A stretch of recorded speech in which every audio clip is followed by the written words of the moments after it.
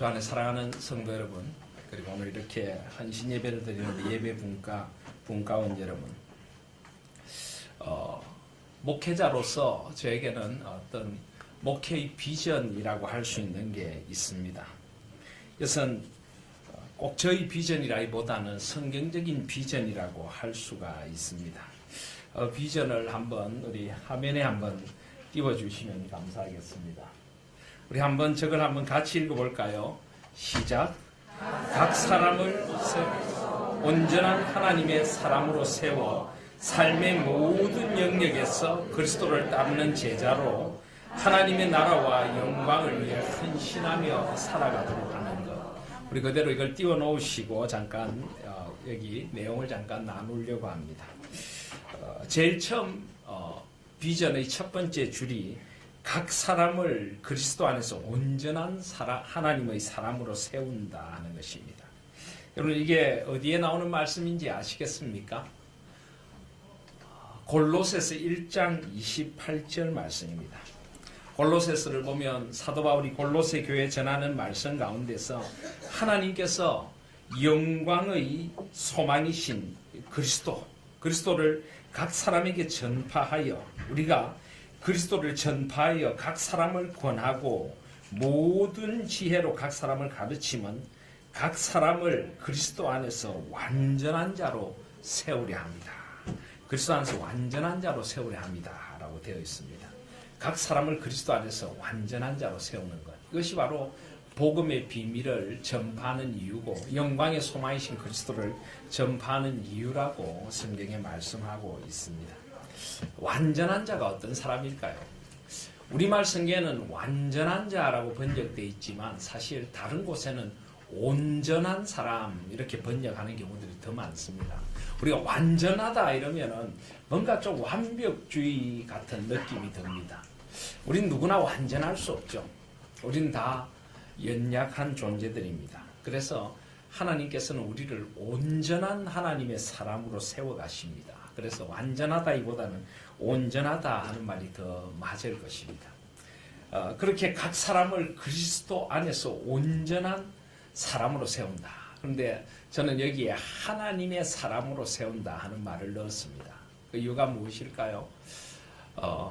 온전한 사람은 결국 하나님의 사람, 하나님을 사랑하고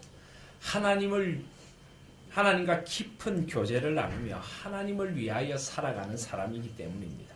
그리고 또 하나님의 사람으로 세운다는 말을 넣은 이유는 우리 교회가 바로 하나인 교회이기 때문입니다. 우리 교회 이름을 지을 때 제가 제일 먼저 생각한 것이 바로 이 말씀입니다.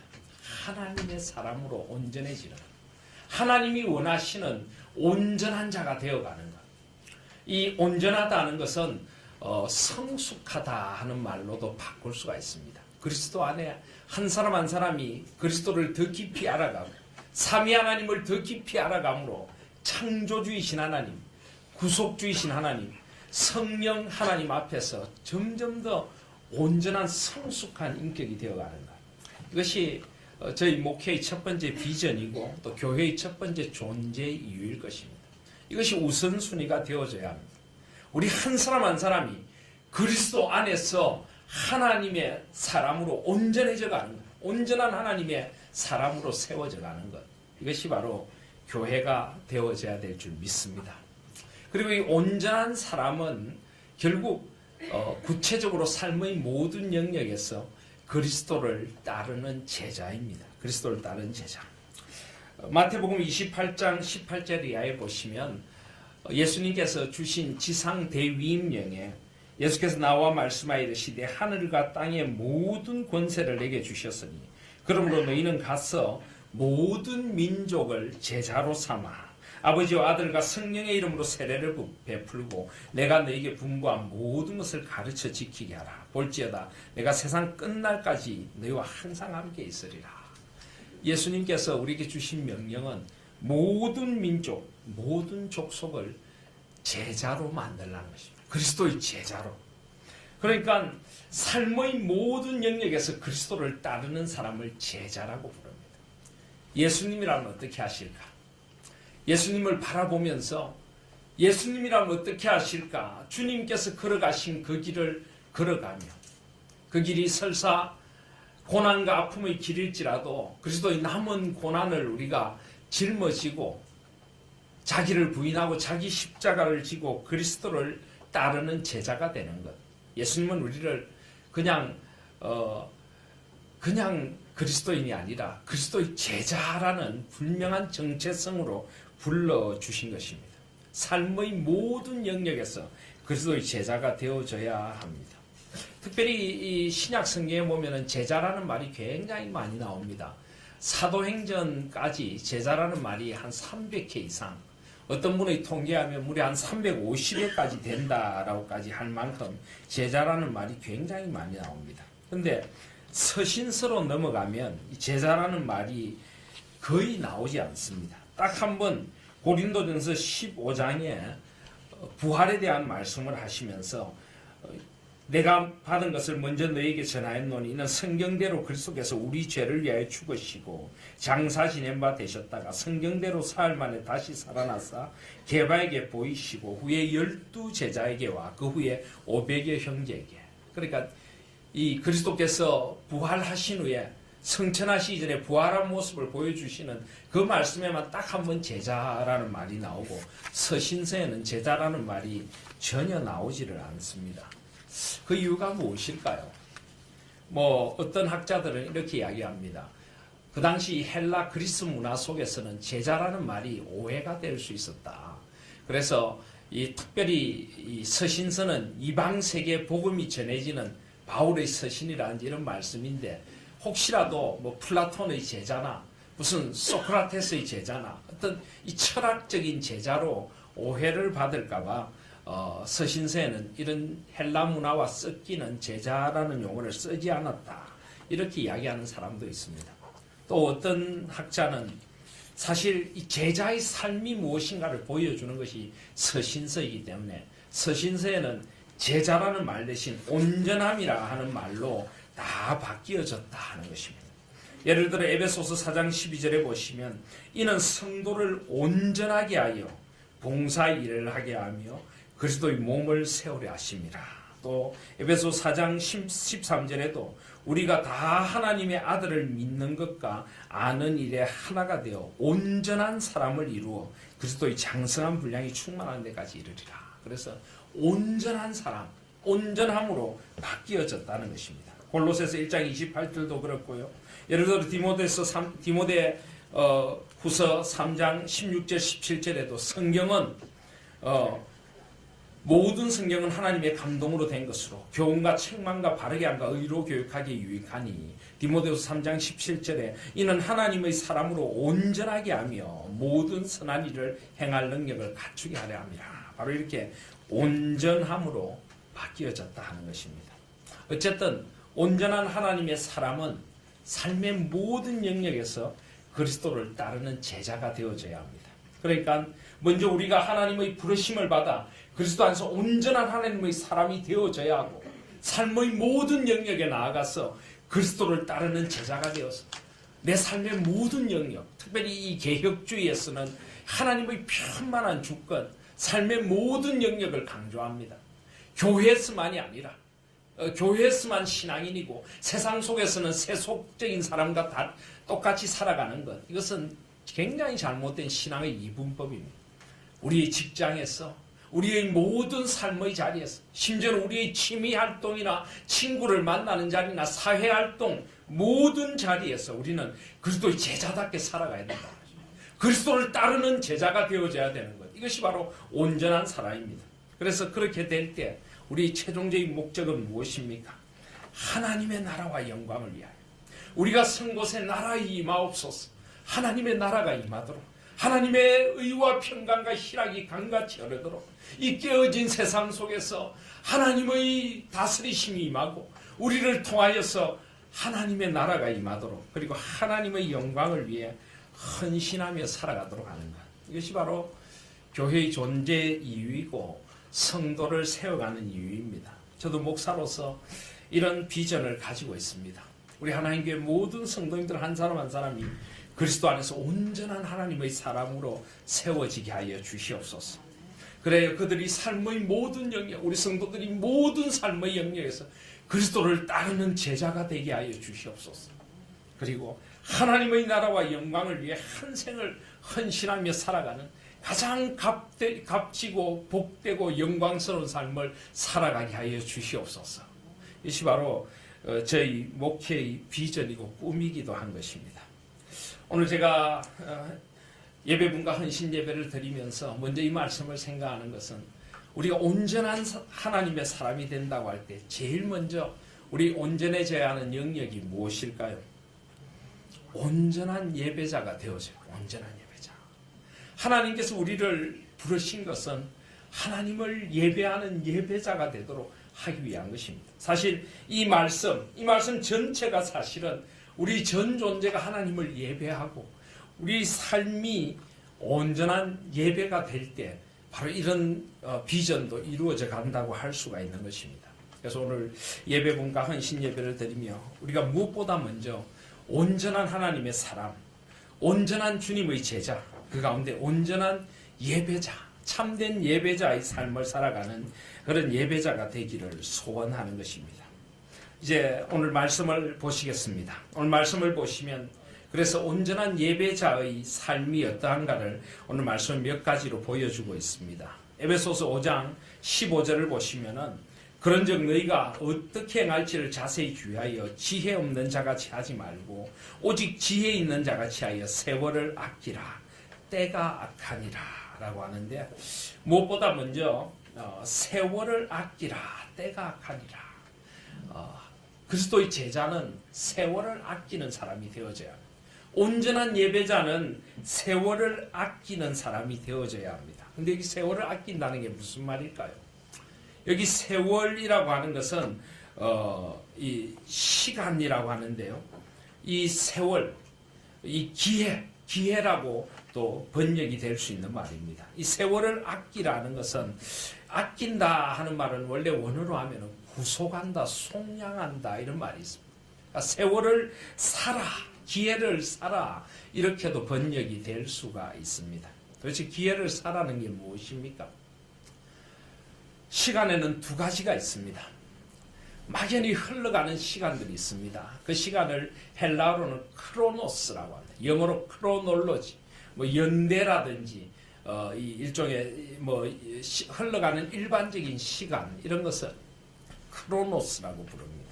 그런데 그 크로노스 가운데 임하는 하나님의 시간이 있습니다. 옛날 우리 선조들의 말대로 하면 천시, 하늘의 때라는 게 있습니다. 이것을 카이로스라고, 카이로스. 우리의 삶에 흘러가는 시간들 속에서 하나님의 임재를 경험하고 하나님 앞에 드려지는 아름다운 시간들, 하나님이 주신 하늘의 때를 깨닫는 시간들을 바로 카이로스라고 부르는 것입니다. 바로 오늘 세월을 아끼라는 말이 그 말입니다. 그냥 흘러가는 시간을 나의 시간으로 소중한 시간으로 삼아서 주를 위하여 헌신하는 그런 값진 시간으로 새롭게 바꾸어 보라는 것입니다. 가장 아름다운 시간으로 만들어 보라는 것입니다. 그리고 시간의 우선순위를 정하여서 가장 중요한 것이 무엇인지 때가 악하기 때문에 시대가 악합니다.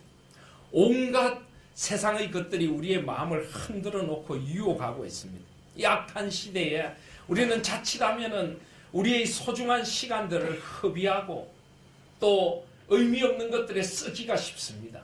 그래서 깨어있으라, 깨어있으라.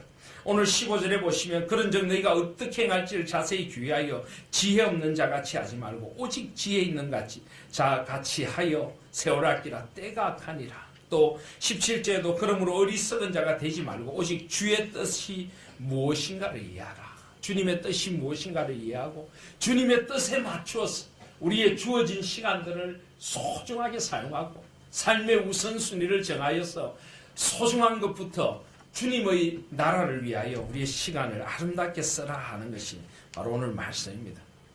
제가 예배에 대한 생각을 하면서 오늘 왜 이 말씀이 이 예배에 대한 말씀 19절, 20절, 21절 19절에 보시면 시와 찬송과 신령한 노래들로 서로 하답하며 너희의 마음으로 주께 노래하며 찬송하며 범사에 우리 주 예수 그리스도의 이름으로 항상 아버지 하나님께 감사하며. 이것은 초대교회에서부터 예배의 아름다움을 보여주는 말씀으로 이해가 되어졌습니다. 그런데 왜 예배를 향한 말씀 앞에 세월을 아끼라, 때가 가니라, 주의 뜻을 헤아리라, 어떻게 행할지를 알고 시간을 살아라고 왜 말씀하실까요? 이 말씀을 이렇게 이해합니다. 무엇보다 우리의 시간의 가장 소중한 우선순위가 예배가 되어져야 한다. 우리의 일주일의 가장 삶의 최고의 시간이 예배가 되어져야 한다는 것입니다.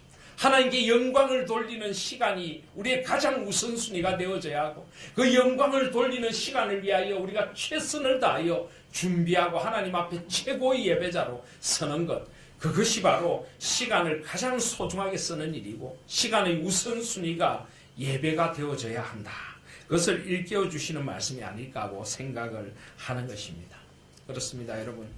예배는 그 무엇과도 바꿀 수 없는 우리 생의 가장 소중한 시간이고 가장 소중한 자리입니다. 가장 아름답게 준비되어야 하고 모든 것을 다 쏟아 준비되어야 할 것이 예배인 것입니다. 예배. 우리 교회 사역을 이야기할 때 언제나 그래서 예배 분과가 제일 먼저 나옵니다. 어느 교회든지 교회 사역을 이야기할 때 교회의 가장 큰 존재 목적이 예배이다. 예배 안내팀, 찬양 사역팀, 미디어 사역팀, 이 모든 것이 어우러져서 최상의 예배를 드리기 위해 준비하는 것이 바로 예배 분과입니다. 이 현대 사회 속에서 특별히 예배의 아주 중요한 요소가 바로 이 찬양이죠. 오늘 19절에 보시면은 시와 찬송과 신령한 노래들로 서로 하답하라. 여기 시, 찬송, 신령한 노래들이라고 하는데 이 세 가지가 각각 어떻게 다른지 학자들 사이에도 이견이 있습니다. 여기 시라고 하는 것은 아마 구약의 시편을 말할 것이다. 또 어떤 사람들은 이 시라는 말의 원어가 뭔가를 이렇게 문지른다. 그래서 악기를 연주하며 드리는 찬양을 시라고 한다. 이렇게 하는 사람도 있습니다.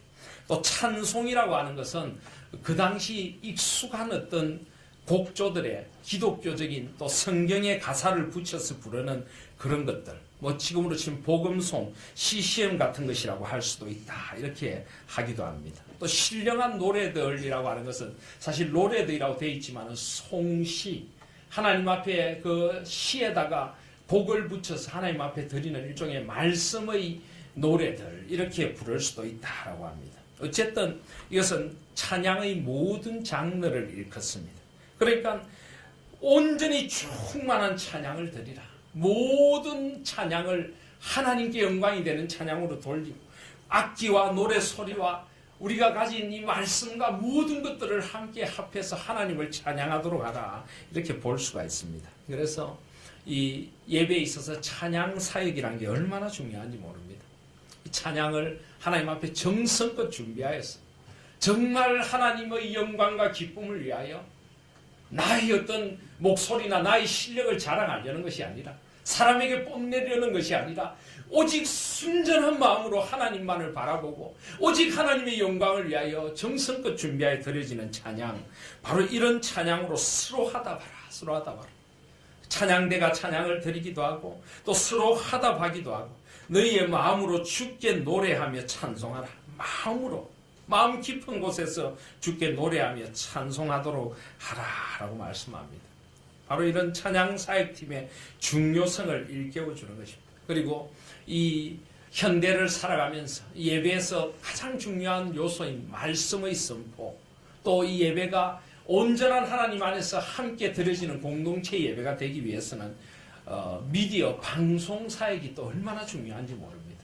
이 방송을 적절하게 잘 분배를 해서 설교 말씀이 제대로 전달되고 온 성도들이 함께 예배에 공동체적으로 동참을 하고 예배의 모든 것이 빠짐없이 잘 이루어지고 진행이 되고 또 나아가서 이 방송 사역을 통하여서 우리 예배가 복음 전파의 도구가 되고 우리 예배가 온전히 다른 이들에게도 예배로 전해질 수 있고 이런 사역들을 위해서 얼마나 이 방송 미디어 사역이 또 중요한지 모릅니다. 그리고 예배 안내팀의 이 헌신과 봉사를 통하여 온전히 준비된 예배, 온전히 완벽하게 하나님 앞에 온전히 드려지는 예배, 그 예배를 드리기 위하여 예배 분과가 하나님 앞에 헌신하고 있는 것입니다. 언제나 이것이 가장 우선순위이고 가장 아름다운 교회의 첫 자리에 있어져야 될 것입니다. 그런데 여러분, 우리 그리스도인들에게 가장 첫 자리에 있다는 것은 결코 특권이 아닙니다. 언제나 예배 분과가 가장 첫 자리에 있어야 된다는 것은 예배 분과가 특별하다, 특권이다는 말이 아니라 우리 그리스도인들에게 첫 자리에 있다는 것은 언제나 책임을 의미합니다. 의무를 이야기합니다.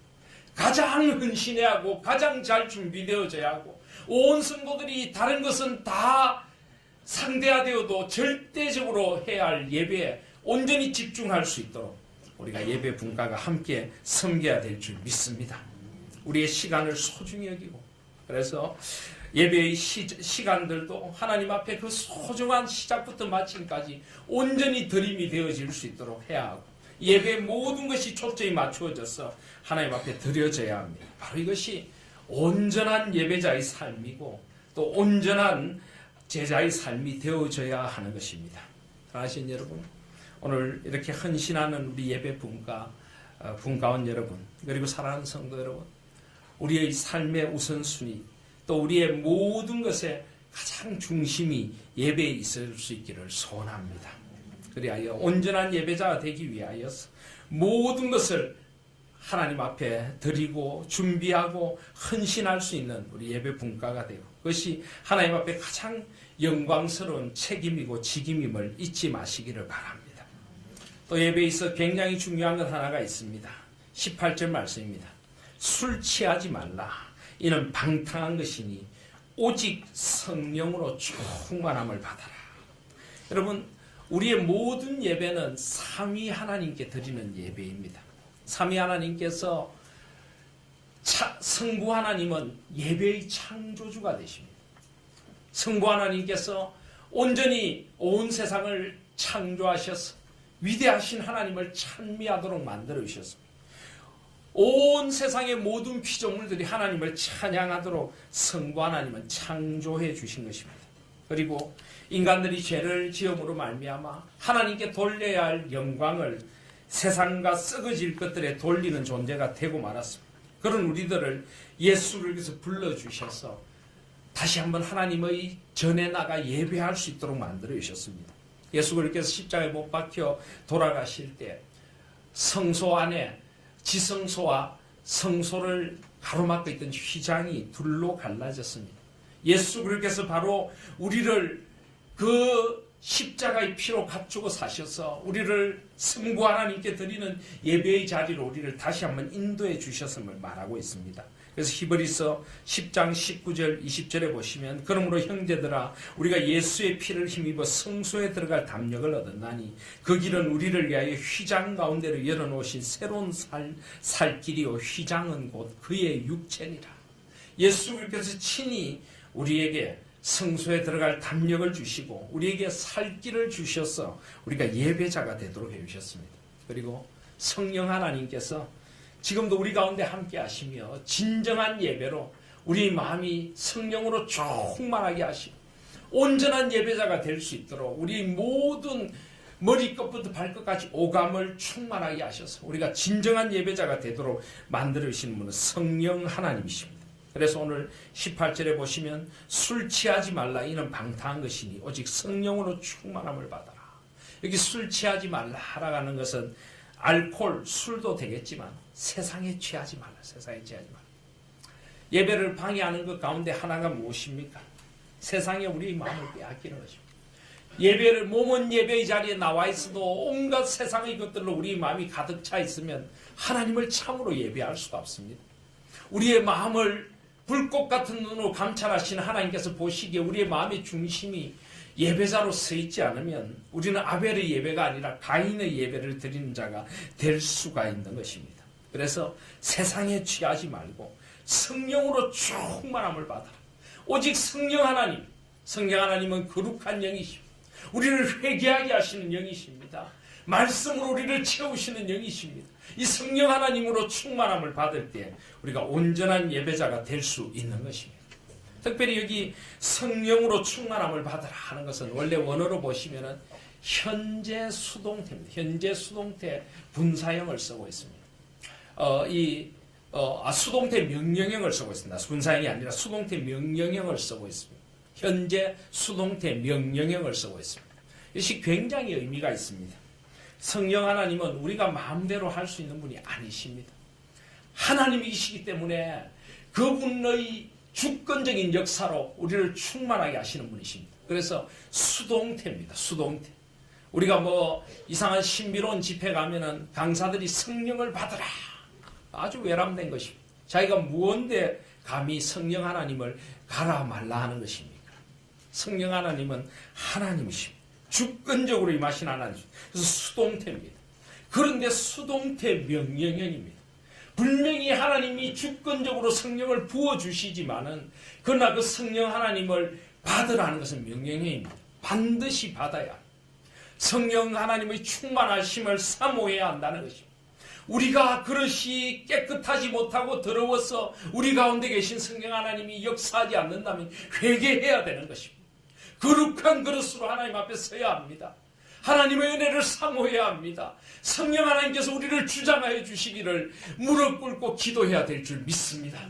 그래서 성령의 역사가 우리 가운데 충만히 나타나도록 수동태 명령형으로 받으라라고 하는 것입니다. 그리고 현재입니다. 현재. 성령 하나님의 충만함은 지속적으로 우리 가운데 있어야 합니다. 성령 하나님께서는 우리가 구원받은 성도들과 함께 파라클레이토스 또 다른 보혜사로 거하시지만은 우리가 죄에 빠져 있고 하나님을 근심하게 할 때는 그 성령님의 역사가 우리 가운데 나타나지 않는 것입니다. 지속적으로 우리 그릇을 깨끗하게 하고 지속적으로 하나님의 영광을 위하여 우리의 삶을 기도의 자리에 놓고 말씀의 자리에 놓고 하나님의 은혜를 구할 때에 우리는 끊임없는 성령의 충만함을 받게 될 줄 믿습니다. 바로 이 예배에서 가장 중요한 것이 성령의 충만함으로 예배드리는 것입니다.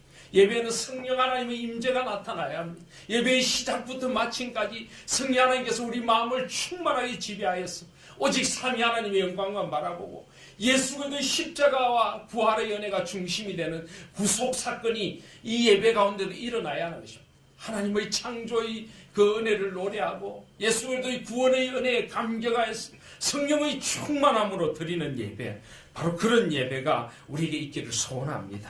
그래서 예배 분과 우리 분과원들은 무엇보다 성령 충만해야 합니다. 다른 분과도 마찬가지지만 예배를 수종드는 것은 그냥 하는 일이 아닙니다.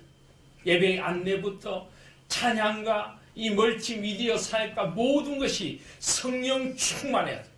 우리 모든 이 예배의 모든 것이 성령 충만하기 위해서는 우리 예배 분과가 먼저 성령의 충만함을 간절히 구하고 오직 성령 하나님 인도하심을 따서 예배를 섬겨야 될 줄 믿습니다. 특별히 예배 분과가 예배를 안내하거나 또 미디어 사역을 하거나 찬양을 드리다 보면은 아무래도 예배 시간에 예배 분과의 활동들이 많아집니다.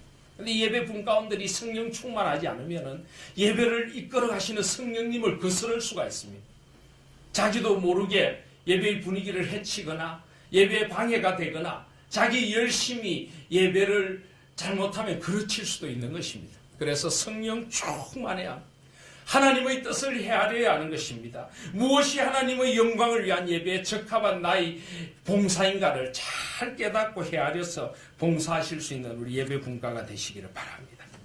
그리고 마지막으로 예배의 또 중요한 요소가 하나 20절에 나옵니다. 20절에 보시면 범사에 우리 주 예수 그리스도의 이름으로 항상 아버지 하나님께 감사하며, 예배에 있어서 아주 중요한 또 하나의 요소가 우리 마음에 감사가 가득히 한다. 예배는 우리에게 베푸신 그 구원의 은혜에 대한 감격을 안고 너무나 감사해서 하나님 앞에 나와 드리는 것이 되어져야 합니다. 예배의 시작부터 마침까지 우리 마음에 감사가 가득히 합니다.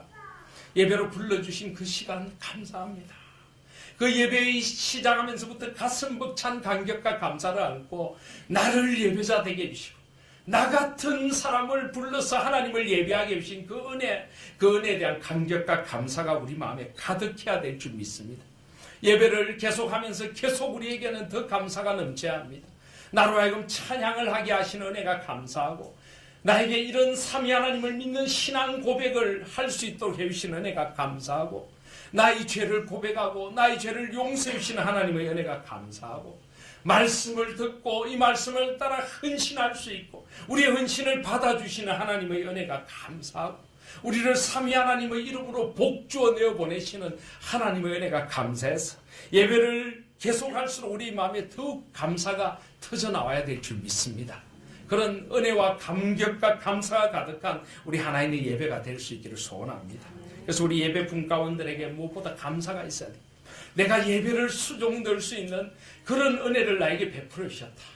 이 예배, 우리 하나님교회 예배를 수종될 수 있는 그런 소중한 자리로 나를 불러주셨다는 감사가 있어야 될 줄 믿습니다.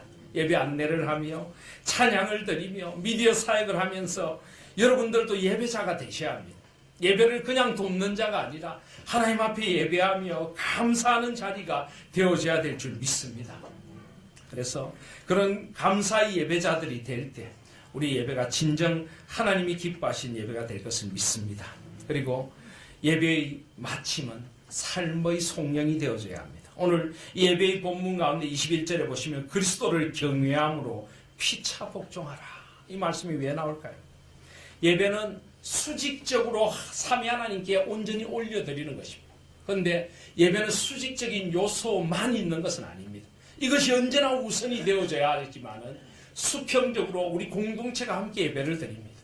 예배를 통하여 하나님과 나의 관계가 회복되면은 수평적으로 우리 이웃들과의 관계도 회복되어져야 하는 것입니다.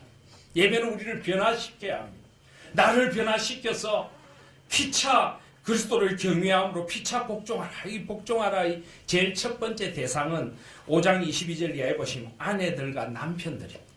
부부간의 관계가 회복되고 가정이 회복되고 내 아내를 소중히 여기고 내 남편을 소중히 여기고 돕는 배필로 서로 경외하며 복종하는 이런 일들이 예배를 통하여 일어나야 될 줄 믿습니다.